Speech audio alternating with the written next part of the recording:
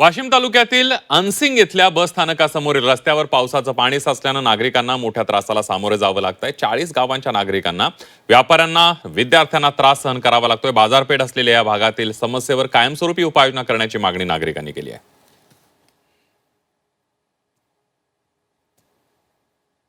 गेल्या कित्येक दिवसापासून पाणी साचलेलं आहे,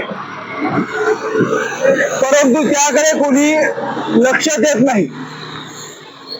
आम्ही आज कार्यकारी अभियंता सार्वजनिक बांधकाम विभागाचे यांना निवेदन देऊन येत्या 3 दिवसामध्ये कायमस्वरूपी याच्यावरती उपाययोजना कराव्या आणि इथे साचणारं हे पाणी व त्याचबरोबर नागरिकांना होणारी गैरसोय टाळता यावी याकरिता उपाययोजना कराव्या।